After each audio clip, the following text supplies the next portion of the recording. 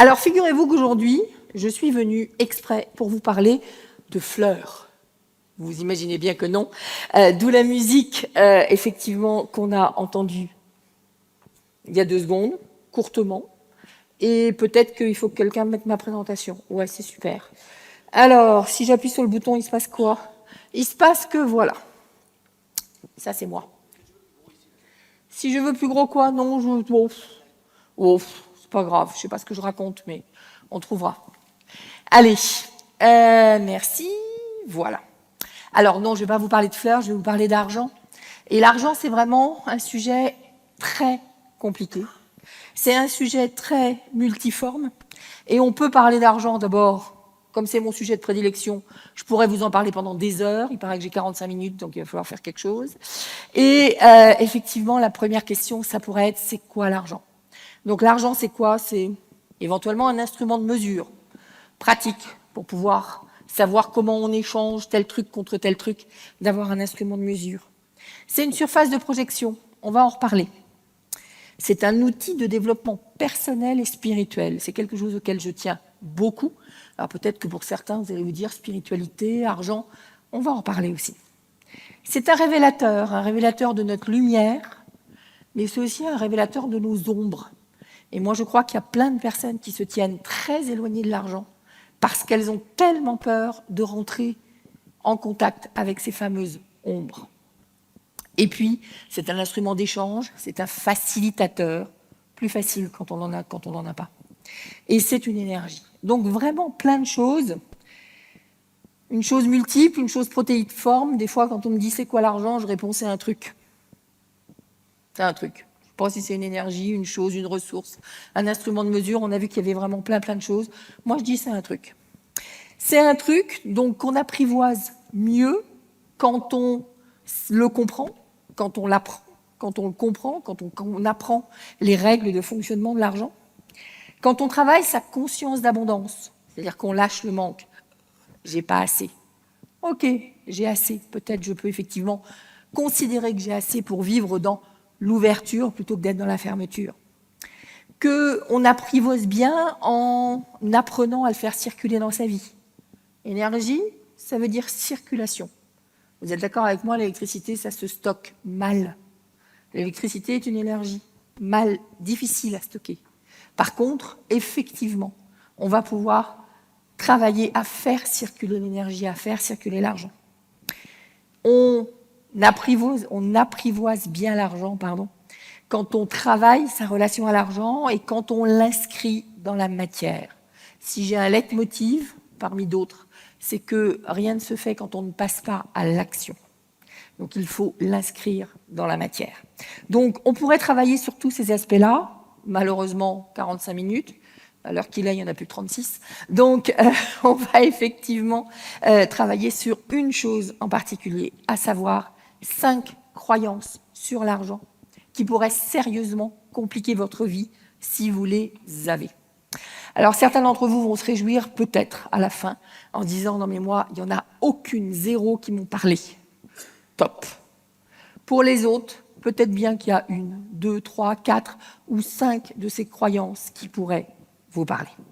Alors, juste pour savoir comme ça, est-ce qu'il y a des entrepreneurs dans la salle ou des futurs entrepreneurs? Levez la main que je vois. Super. Et est-ce qu'il y a des personnes qui sont salariées ou qui ont bien l'intention de le rester, parce que c'est bien aussi? Ah, un peu moins, mais quand même. Alors ça tombe bien parce qu'effectivement, tout ce que je vais vous raconter va fonctionner et pour les uns et pour les autres. On est parti?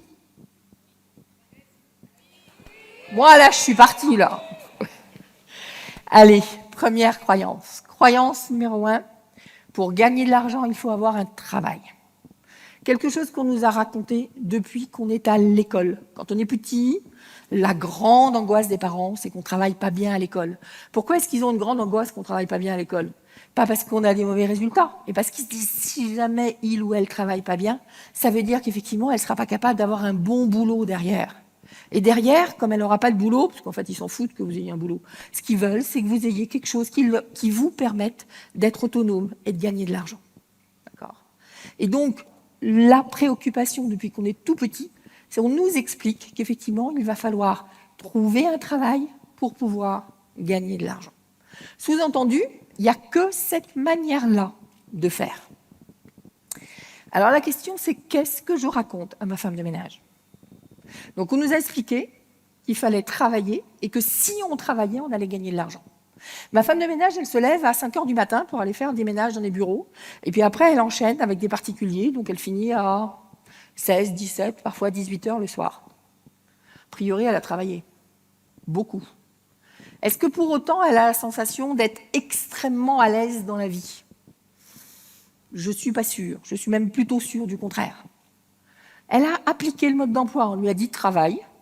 Et tu vas voir, ça va bien se passer. Elle travaille. Elle s'épuise. Elle s'épuise, sauf que ça ne se passe pas si bien que ça. Et donc, qu'est-ce que je dois raconter à ma femme de ménage? Peut-être que je vais lui raconter, vous allez voir que je ne suis pas tout à fait ce qu'on appelle politiquement correct. Donc, ce que je vais vous raconter, ça risque de heurter les oreilles des uns ou des autres. Je suis désolée, mais en tant qu'être humain, nous sommes le roi des histoires. On se raconte des histoires du soir au matin, magnifiques. Mais les histoires ne vous feront pas avancer dans la vie. Celles que vous racontez sur scène, éventuellement, mais celles que vous vous racontez tout seul, certainement pas. Donc plutôt que de se raconter des histoires, autant aller regarder la vérité en face. Et la vérité en face, c'est que quand on échange une ressource limitée contre une ressource illimitée, on ne fait pas le meilleur deal qui soit. La ressource limitée, c'est quoi? C'est le temps. La ressource illimitée, c'est quoi? C'est l'argent. Si j'échange mon temps contre de l'argent, ça s'appelle avoir un travail, notamment un travail salarié, c'est la base du salariat. Et c'est très bien, c'est une chose possible. Pourquoi? Parce qu'on a tous du temps. Donc on a tous une ressource à échanger contre une autre ressource. Donc quand quelqu'un nous dit « non mais bon, moi j'ai pas d'argent », en réalité ce qu'il est en train de vous dire, c'est qu'il a 0 ressource. Il a une ressource, il a 24 heures dans la journée comme tout le monde. Donc nous avons tous une ressource que nous pouvons échanger contre l'argent, bonne nouvelle, mais c'est une ressource qui est limitée. 24 heures, il paraît qu'on n'a jamais inventé 48 heures dans une journée, ça ne marche pas. Donc on a 24 heures. Et donc quand on échange une ressource limitée contre une ressource illimitée, ça n'est pas le meilleur deal que l'on ait fait. Parce que, contrairement à ce que peut-être certains pensent, l'argent est une ressource totalement illimitée. Si vous en manquez, c'est que vous avez oublié de piocher dans l'océan de l'argent, tel qu'il est, tel qu'il circule dans la vie. Donc, on ne va pas échanger son temps contre de l'argent, et on va surtout regarder qu'il y a d'autres manières de gagner de l'argent. Parce que si on a cette croyance, c'est quoi le problème de cette croyance? Il faut travailler pour gagner de l'argent.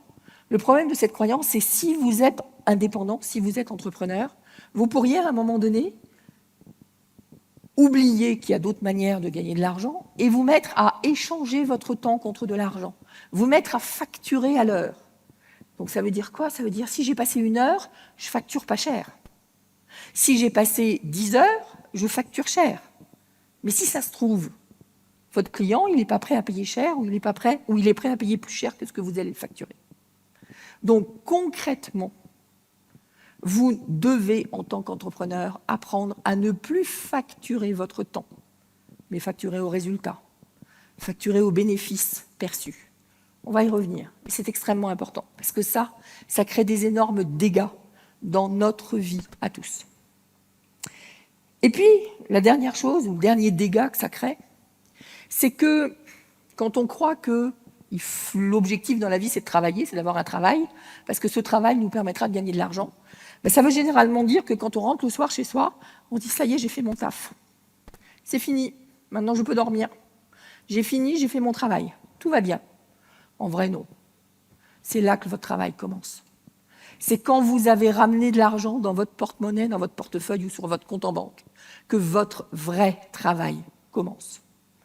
Vous pourriez illustrer ça en vous disant que quand vous allez travailler à 9 h du matin et que vous rentrez à 19 h le soir, est-ce que vous avez travaillé pour vous? Même quand c'est pour une entreprise, parce que vous êtes entrepreneur, en fait, vous avez travaillé pour votre entreprise. Et a fortiori, vous avez travaillé pour un patron. Vous n'avez pas travaillé pour vous. Vous n'avez pas travaillé à vos finances, à vous. Vous avez travaillé aux finances de votre entreprise ou aux finances de l'entreprise de votre patron. Et ça, on oublie ça. Pourquoi on oublie ça? Parce qu'à la fin, on a une rémunération. Donc on dit, ah bah oui, mais quand même, je travaillais pour moi, parce que je suis payé. Non, non, vous êtes payé pour le temps que vous avez passé. Mais vous avez travaillé au projet de votre patron ou à votre projet professionnel, mais pas sur vos finances, à vous, personnelles. Donc, une fois que vous êtes rentré chez vous, c'est là que votre boulot commence. C'est là que vous devez commencer à travailler, à vous occuper correctement de votre argent. Donc, croyance numéro 1, ben non, il n'y a pas que le travail pour gagner de l'argent. Plein d'autres choses. Croyance numéro 2. Ah, celle-là, elle est magnifique. Vous la connaissez. Alors, j'ai commencé par les deux plus faciles. Parce qu'il faut travailler pour gagner de l'argent, vous l'avez sûrement déjà entendu. Et l'argent ne fait pas le bonheur. Qui ne l'a jamais dit? Qui ne l'a jamais dit? Qui va oser lever la main? Ah, quelques-uns. Bon, ok. Alors souvent, vous allez entendre la fameuse phrase absolument géniale. L'argent ne fait pas le bonheur. Encore, plus fort. Super. Ben, vous êtes des fiefés hypocrites. Parce qu'à chaque fois que vous dites ça, même quand vous rajoutez « mais il y contribue », vous êtes juste en train d'ancrer et de vous dire que ben non, l'argent ne fait pas le bonheur. Alors l'argent ne fait pas le bonheur, ça veut dire quoi? Ça veut dire je m'y intéresse pas. Si je pouvais m'en passer, je m'en passerais. D'accord? C'est pas si intéressant que ça de s'intéresser à l'argent. Pourquoi est-ce que j'irais faire des efforts pour en avoir? Puis d'ailleurs, les riches sont pas sympas, hein, donc on s'en fout. Autrement dit, à chaque fois que vous commencez votre phrase, même si vous finissez par « mais il y contribue », parce qu'il faut faire bien, ça c'est se raconter des histoires, vous êtes juste en train de vous dire à vous-même « j'ai juste pas besoin de m'intéresser à mes finances ». C'est pas bien. Alors pourquoi en avoir? Si l'argent ne fait pas le bonheur, pourquoi est-ce que vous voulez avoir de l'argent? Ça sert à quoi? Puisque ça ne fait pas le bonheur. Si l'argent ne fait pas le bonheur, pourquoi est-ce qu'il faudrait s'en occuper? Ça sert à quoi? Puisque ça ne fait pas le bonheur. Et puis, bah, tant qu'à y être, si l'argent ne fait pas le bonheur, enfin pourquoi l'argent ne fait pas le bonheur? Parce que d'un côté, il y a les affreux matérialistes qui ne pensent qu'à l'argent du matin au soir. Et puis de l'autre côté, il y a les joyeux spirituels qui ne pensent jamais à l'argent. Mais ils ont des choses tellement plus intéressantes à faire dans la vie. Ils sont tellement plus évolués que les affreux matérialistes. Vous êtes d'accord avec moi? Non? Oh bah vous avez de la chance. Parce que moi, pendant des années, j'ai pensé ça. J'ai passé 20 ans de ma vie, vous m'auriez vu à 30 ans, vous m'auriez demandé, je vous aurais dit, oh, l'argent, pas très intéressant. M'intéresse pas bien. Mais, alors, je vous l'aurais pas dit comme ça, hein, parce que c'était pas bien de dire non, mais moi, je me trouve vachement spirituel. Mais par contre, dans mon fort intérieur, je trouvais que j'avais quand même beaucoup plus d'intérêt que les affreux gens qui pensaient à l'argent toute la journée. Faut être honnête, hein. On a le droit d'avoir pensé bêtement et pensé des conneries pendant des années, il faut juste le reconnaître. Donc oui, je pensais très clairement, je suis dans la catégorie des gens qui disaient pourquoi je m'y intéresse? Ben, en fait, je m'y intéresse pas. Pourquoi en avoir? Ben, en fait, j'en avais pas vraiment. Pourquoi s'en occuper? Ben, je m'en occupe pas non plus. Hein. Alors, quant à investir, c'est un mot, je crois que je n'ai jamais prononcé. Entre 20 ans et 40 ans, j'ai pas dû le prononcer une seule fois dans ma vie. Bon, investissement, investir, liberté financière, des trucs que je raconte maintenant. À l'époque, je pense que j'aurais été dans la salle, je ne me serais même pas comprise. Vous voyez, je me serais vue dans la glace. C'est bizarre, la dame, elle parle des trucs que je sais même pas de quoi elle parle. Parce que tout ça, c'est pas grave. Alors forcément, figurez-vous que puisque j'étais dans l'argent m'intéresse pas, il y a un truc, l'argent, il avait tendance à dire, puisque tu t'intéresses pas à moi, moi je m'intéresse pas à toi non plus. Donc mon porte-monnaie, il avait une fâcheuse tendance à être un petit peu vide. Peut-être que ça vous arrive à vous aussi. Il y en a qui se reconnaissent là-dedans? Ouais. Parce que c'est bien ça le problème. C'est que si vous ne vous y intéressez pas, il se peut qu'ils ne s'intéressent pas non plus du tout à vous. Et donc, j'avais pas beaucoup d'argent, ou ça venait, ça partait, avec des difficultés, etc. Mais alors, qu'est-ce que j'en avais rien à faire? Puisque moi, j'étais bien au-dessus de ça. Puisque moi, j'étais spirituelle. Même qu'à l'époque, j'étais un peu artiste aussi. Il y a des artistes dans la salle? Pas beaucoup d'artistes dans la salle? Ouais, quand même, il y en a qui... Voilà. Donc j'étais quand même artiste, c'est quand même vachement bien artiste. Hein, artiste, spiritualité, tout ça. C'est drôlement des aspirations importantes dans la vie. L'argent, si vous voulez faire avec ça. Okay. Donc j'étais totalement, complètement là-dedans. Et j'ai passé des années là-dedans jusqu'à me dire que quand même, il y avait un petit problème. Ne serait-ce que d'opposer la spiritualité et l'argent. Mais autre petit problème qui ferait que vous devriez enlever cette jolie phrase de « l'argent ne fait pas le bonheur » de votre vocabulaire. J'entendais l'autre jour une personne qui disait « mais en fait, quand on a inventé les retraites, vous savez, on s'est battu là pour les 62, 63, 64, 65, 67 ans, enfin bref. Quand on a inventé les retraites, on a payé une retraite à des gens qui étaient dans une situation financière compliquée, qui partaient en retraite, on va dire à l'époque, je ne sais plus à quelle année ça a été inventé, mais qui partaient en retraite grosso modo à 65 ans, sachant que leur espérance de vie à l'époque, c'était 66 ou 67 ans.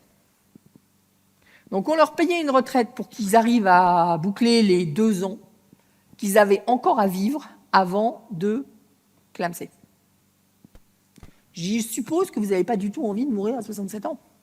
Je suppose que comme vous avez regardé les courbes d'espérance de vie, vous vous dites à 87 ou peut-être même à 97, je serai encore en vie. Mais imaginez un peu ce qui se passe.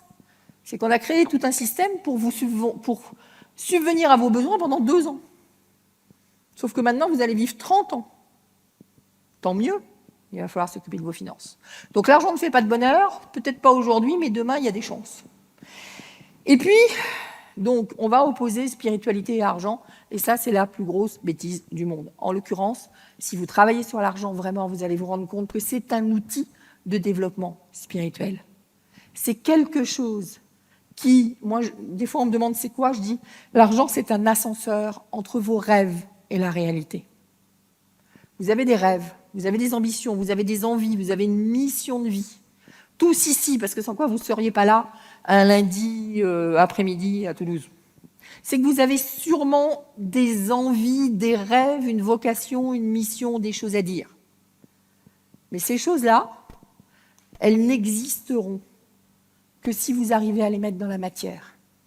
Et la manière la plus facile de mettre tout ça dans la matière, c'est de travailler sur l'argent. Un ascenseur entre vos rêves et la réalité. Cela dit, si les riches sont des salauds, c'est de votre faute. C'est de votre faute, pourquoi ? Parce que vous n'êtes pas tous les uns et les autres suffisamment riches pour montrer qu'il peut y avoir des riches spirituels. On est d'accord avec ça ?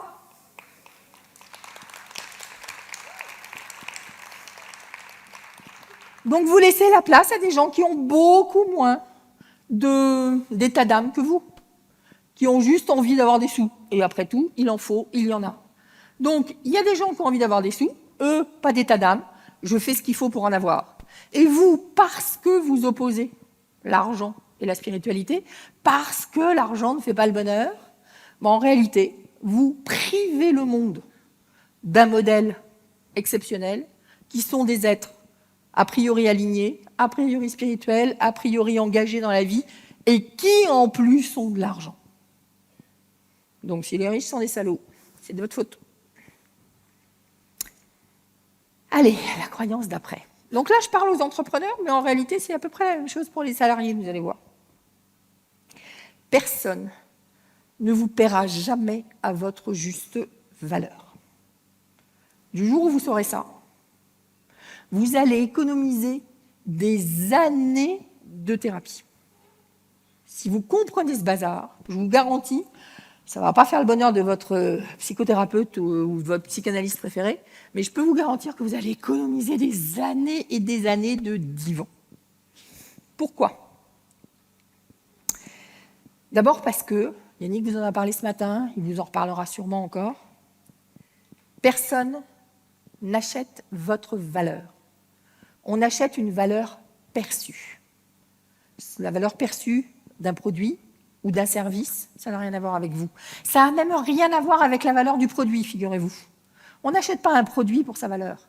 On achète encore moins une personne pour sa valeur. On achète un produit et une personne pour sa valeur perçue. Si on ne perçoit pas la valeur de la personne, elle a beau avoir la plus grosse valeur du monde, vous vous souvenez le violoniste ce matin ? Personne ne l'achètera. Exactement ce que Yannick vous a dit ce matin avec le violoniste. Donc, on achète une valeur perçue et pas une valeur intrinsèque. En tant qu'être humain, je vous garantis que vous êtes beaucoup trop cher pour que qui que ce soit puisse vous acheter. En tant qu'être humain, votre valeur est infinie. Si votre valeur est infinie, personne ne peut vous payer à votre juste valeur. Il faut juste arrêter. C'est fini. D'accord ? On va pouvoir vous acheter une tranche de temps, on va pouvoir vous acheter un conseil, on va pouvoir vous acheter un produit, mais on ne pourra pas vous acheter à votre juste valeur. Jamais. Et du coup, ça va vous éviter de vous dévaloriser. Parce que beaucoup de gens ont envie d'être payés à leur juste valeur. Je suis sûre que vous l'avez dit une fois de temps en temps, ou vous vous l'êtes dit peut-être. Vous vous l'êtes dit le jour où, on parlait d'artistes tout à l'heure, vous avez fait une proposition de produit, quelle qu'elle soit, ou vous avez un tableau à vendre, ou vous avez un spectacle à vendre, et puis la personne en face vous dit non mais ça vaut 200 €. La personne en face elle vous dit non, c'est trop cher. Et là vous dites ah ouais, avec un peu de chance c'est que je suis une sous-merde. Non parce que quand même, voilà, j'ai pas de valeur, il veut pas m'acheter. Comprends ? J'ai dit que ça valait 200 €, il me dit non. Bon ben j'ai pas de valeur. Voilà, c'est comme ça. Donc c'est une manière très très facile de se dévaloriser. C'est aussi une manière extrêmement facile d'être frustré ou en colère. Non, parce que le collègue d'à côté, là, il a eu une augmentation. Alors que moi, j'ai bossé vachement beaucoup et j'ai pas eu l'augmentation. Puis lui, il a absolument rien foutu et il a eu l'augmentation. Donc je suis super beaucoup frustrée. Ça vous parle pas ? Et c'est la même chose d'ailleurs si vous êtes entrepreneur. Parce que vous avez un produit, il est quand même super, absolument génial, parce que vous avez quand même passé 1 an, 2 ans, voire 10 ans à le peaufiner. Puis que vous vous êtes formé pour ça. Mais formé à fond la caisse avec Yannick, tout ça, il vous a expliqué des trucs vachement bien. Et maintenant, vous êtes hyper bien formé. Et vous allez pouvoir proposer votre produit au monde. Et vous serez super bien formé. Et puis, il y en a un qui arrive, tout bêta qu'il est, allez, 19 ans et encore, que c'est devenu la star des réseaux sociaux parce qu'il fait des vidéos TikTok, non YouTube, je ne vois pas, TikTok ou Insta, super vidéo. Et donc tout le monde l'achète. Et lui, il n'est pas bien formé. Lui, il vend, vous m'excuserez, mais c'est à peu près de la merde. Mais n'empêche que lui, il vend et vous ne vendez pas. Et là, vous vous dites que vraiment, le monde est trop injuste. À moins que vous ayez compris une chose, une petite phrase, qu'on peut résumer, je vous raconterai ensuite une petite histoire là-dessus. La petite phrase, c'est « On a plus souvent dans la vie ce que l'on demande que ce que l'on mérite ». Et je vais vous raconter une petite histoire. C'est une vingtaine d'années à peu près, ma fille doit avoir 24 ans, donc à l'époque elle était en CP ou CE1.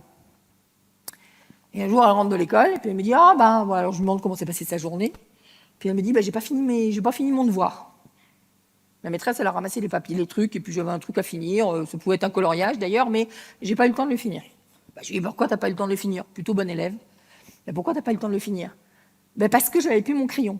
« Comment ça, t'avais plus ton crayon ?» Non, parce que je l'ai donné à Antoine. « Comment ça, t'as donné ton crayon à Antoine ?» Oui, parce qu'Antoine me l'avait demandé. Alors, forcément, en maman qui fait semblant, qui se dit non, mais il y a un truc qui ne va pas, hein, parce que quand même, mais que quand même, je sens bien que je ne vais pas dire à ma fille, quand même, t'es une conne de base. Je dis, ma chérie, explique-moi. Alors, quand la maman dit ma chérie, ça commence que y a un truc qui ne va pas. Donc, ma chérie, pourquoi tu as donné ton stylo à Antoine ? Parce qu'Antoine me l'a demandé. Mais tu aurais pu lui dire non. Je lui ai dit non. Alors, il me l'a redemandé. Et elle a conclu en me disant, c'est sûrement qu'il en avait plus besoin que moi. Je vous laisse à réfléchir à ça. Est-ce que le monde est injuste ou est-ce qu'il y a quelque chose derrière ? Croyance numéro 4. Moins cher, c'est mieux. Moins cher, c'est mieux, pourquoi ? Parce que si je suis moins cher, j'aurai plus de clients. Parce que d'abord, on sait qu'on est en pleine crise. Donc on est d'accord qu'en pleine crise, les gens, ils n'ont pas de sous. On est d'accord avec ça qu'en ce moment, les gens, ils n'ont pas de sous? Ouais, qui n'est pas d'accord avec ça? Ouais. Il y a un peu des réalistes quand même dans la salle. Donc, non, il y a des sous. Il y en a qui n'en ont pas, mais il y en a qui en ont. Et puis surtout, on se dit, non, mais si c'est moins cher, alors je vais avoir plus de clients parce que... Puis d'abord, je suis quand même gentille si c'est moins cher. Parce que moins je fais payer cher, plus je suis gentille. Vous êtes d'accord? Moins cher, je demande moins aux gens, donc je suis plutôt conciliante, et puis avec un peu de chance, je vais négocier, donc je vais diviser par 2 mes tarifs, parce que la personne va me dire « Oh, oui, mais j'ai pas de sous. Je veux faire un coaching avec toi. » Ah ouais, mais bon, bah c'est 2 000 €. Ah bah oui, mais j'ai pas de sous, tu comprends, tu pourrais pas réduire. Un jour, j'ai fait ça. Personne me dit « Ah oui, machin, un truc. » Je dis « Bon, allez, d'accord. 1 000 €. Ah oui, non, mais bon, j'ai pas de sous. » Bon, j'ai pas dû baisser plus. Mais puis à un moment donné, il me dit « Non, mais tu comprends, je rentre de vacances aux Seychelles. » Faites-le une fois, après, vous ne le ferez plus deux. Donc, moins cher, c'est mieux. On a tendance à penser que si j'ai des prix plus bas, je vais avoir plus de clients. Si j'ai des prix plus bas, je suis plus sympa avec mes clients. Parce que je ne les force pas à dépenser beaucoup, donc ils peuvent dépenser ailleurs. Sauf que peut-être que je ne vais pas durer longtemps. Parce que comme j'aurai des prix trop bas, je vais être en dessous de mes charges, et donc à un moment donné, je vais juste fermer mon entreprise. Dommage, le monde ne pourra pas profiter de vos services très longtemps. Vous ne pourrez pas durer. Ou bien, vous serez juste épuisé. Parce qu'effectivement, si vous avez des prix plus bas, ça veut dire qu'il faut travailler plus. Et donc, vous allez finir en burn-out pendant un moment donné, court ou long, je ne sais pas. Mais donc, globalement, vos clients ne profiteront toujours pas de votre service pendant longtemps. Moi, il y a un truc qui me fend le cœur, c'est quand vous avez des personnes qui vont voir l'entrepreneuriat et qui, tout d'un coup, reviennent, arrêtent d'être entrepreneurs et reviennent parfois salariés. Alors, quand elles le choisissent, c'est parfait. Quand elles ne le choisissent pas, mais c'est juste parce qu'elles n'ont pas trouvé leurs clients, qu'elles n'ont pas trouvé leur modèle économique, ça me fend le cœur.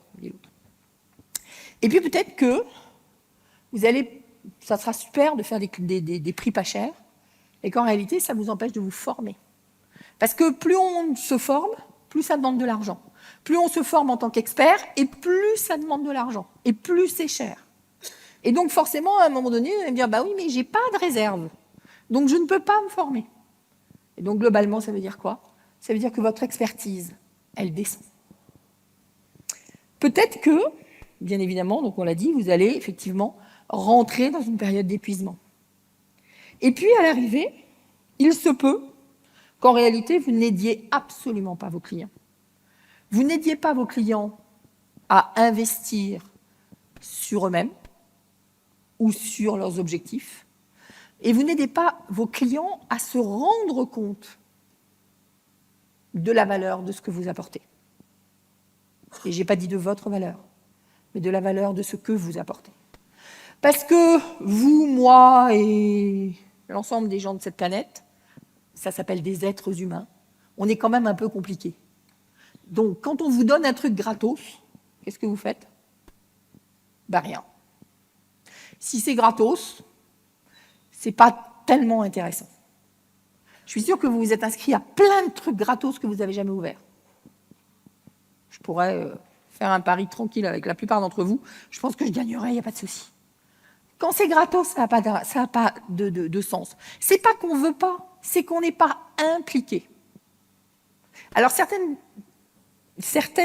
personnalités ont une grande facilité, à partir du moment où elles ont mis de l'argent sur la table, à s'impliquer dans leur projet. C'est-à-dire, elles disent, ah oui, non, mais là j'ai payé, donc il faut que j'y aille. Et d'autres personnes ont un peu plus de mal. C'est-à-dire que même quand ils ont payé, ils n'y vont pas quand même. Est-ce qu'il y en a parmi vous qui sont comme ça? Moi, je suis comme ça. Moi, généralement, je paye, m'en fous. C'est pas parce que j'ai payé que je vais faire le truc. Mais alors, je vais vous donner un tips, si vous voulez. Payez juste 2 fois plus cher. Et si ça ne suffit pas, 3 fois plus cher. Et il y a toujours un moment où, quand même, la somme dépensée fait qu'on se bouge un petit peu le popotin. Voilà. Mais oui, ça marche plus ou moins en fonction des profils. Dans tous les cas de figure, si vous Si vous faites du gratuit, si vous faites du pas cher, vous n'aidez pas vos clients, même quand vous croyez que vous les aidez. Alors maintenant, c'est quoi le bon tarif, tiens, parce qu'on est là-dessus. En fait, c'est celui qui vous donne le revenu que vous souhaitez en fonction de vos objectifs de vie. Point final. Ça veut dire que il faut respecter vos objectifs, vous avez envie de travailler beaucoup, pas beaucoup, que sais-je. Qu'il faut qu'il y ait des gens qui vous achètent, hein, parce que s'il n'y a personne, moi je peux vous dire, en fait, mon heure de consulting, elle est à 100 000 €. Chouette. Je peux vous la mettre même, je peux vous le mettre sur un site internet si je veux. Je peux le mettre dans le gros placard, là, machin. Voilà. Et bien, vous savez quoi? J'en vendrai 0. Et bien, si je vends 0 heure à 100 000 €, mon revenu, il est de la tête à Toto. Donc, effectivement, c'est d'avoir des gens qui vous achètent. C'est ça le bon tarif. Le bon tarif, c'est là où il y a des gens qui vous achètent. C'est là où vous avez des clients et où, si je multiplie le nombre de clients par le prix par client, compte tenu de ce que je suis prêt à faire, travailler 1 heure, 2 heures, 3 heures, de manière plus ou moins différente, j'ai un revenu qui me correspond. Donc ça peut être un client à 10 000 €. Un client à 10 000 €, ça va demander beaucoup de temps de prospection, ça va demander beaucoup de temps en amont, peut-être ça va demander un temps relativement réduit en production. Mais ça peut être aussi 20 clients à 1000, ou bien 100 clients à 500.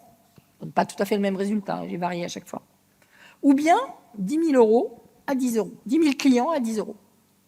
Je peux avoir 10 000 clients à 10 €. Ça marche aussi, ça me fait 100 000 € à la fin. Alors vous allez me dire, oui, mais bon, peut-être que je ne vais pas mettre la même énergie pour un client à 10 € qu'un client à 10 000 €. OK. Je ne vais pas vendre de la même manière. OK.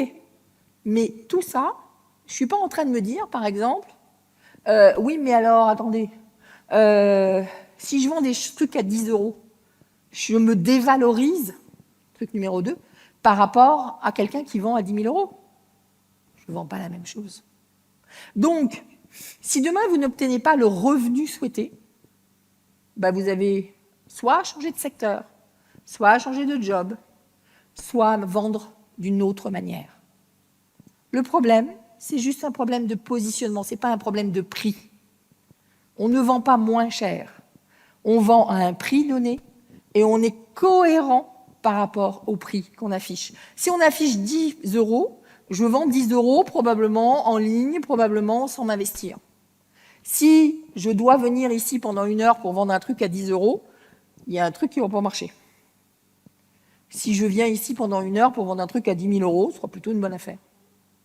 Donc, on va trouver le bon manière de servir pour être au bon prix par rapport à ce qu'on veut obtenir à la fin. C'est pas je paye moins cher ou je paye plus cher. C'est je suis dans un bon tarif, aligné par rapport à mon offre pour que les gens m'achètent.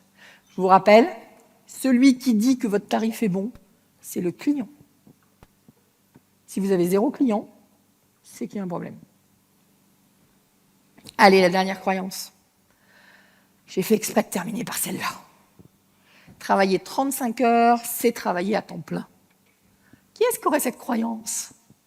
Le gouvernement a cette croyance. L'État nous l'a expliqué par A plus B. On est d'accord? 35 heures égale un temps plein. Non? Vous n'avez pas cette croyance-là, vous? On ne vous l'a pas raconté à vous? Waouh, vous avez de la chance. Donc 35 heures, ça n'est pas un temps plein. 35 heures, c'est ce qu'on vous a expliqué qu'il fallait travailler.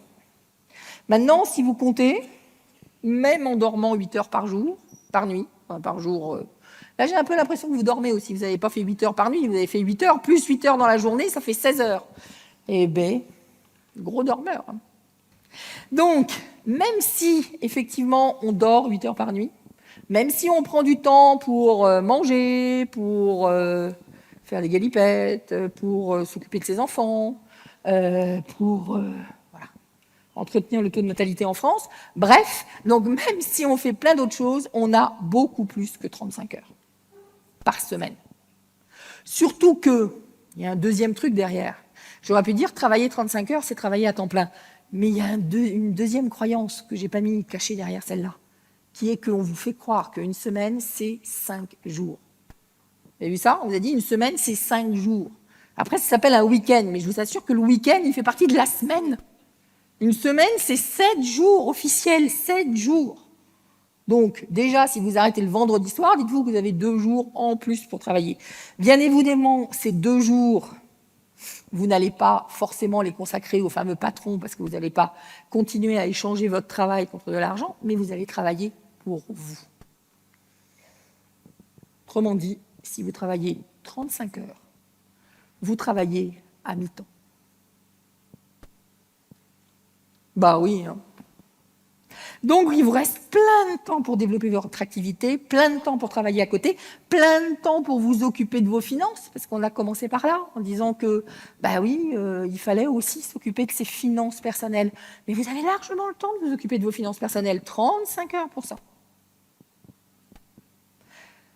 Est-ce que, puisqu'on arrive sur nos 5 croyances, il y en a pour lesquelles aucune croyance n'a parlé?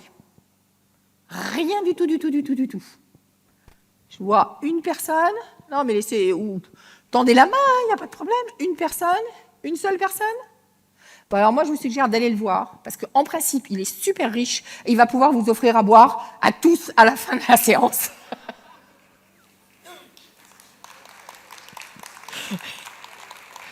Allez, pour les autres, est-ce qu'il y a une croyance en particulier qui vous a parlé? Et on laisse la main en l'air. 2? Ouais, alors non, il faut la baisser, sans quoi ça ne marche pas. Qui est-ce qui a 3 croyances où c'est bien reconnu? C'est tout? Et les autres, ils dorment. C'est bien ce que je disais. Les autres, c'est la 5e, c'est les 35 heures. Est-ce qu'il y en a qui sont reconnus dans les 5? Ah ouais, quand même, il y a des petites mains. Non, mais n'ayez pas peur. Hein. Ça arrive même à des gens très bien. Même à des gens très très bien. Pourquoi? Mais parce qu'effectivement, on vous explique toute la journée que travailler 35 heures, ça s'appelle un temps plein. Donc comment voulez-vous lutter si vous n'avez pas conscience de tout ça? Et pour vous, qui avez 5, 4, 3, 2 ou une croyance encore active, même un tout petit peu, j'ai quand même une super bonne nouvelle, et ça sera la conclusion. C'est qu'une croyance détectée, c'est une croyance à moitié lâchée. Vous avez fait la moitié du travail. Merci à vous.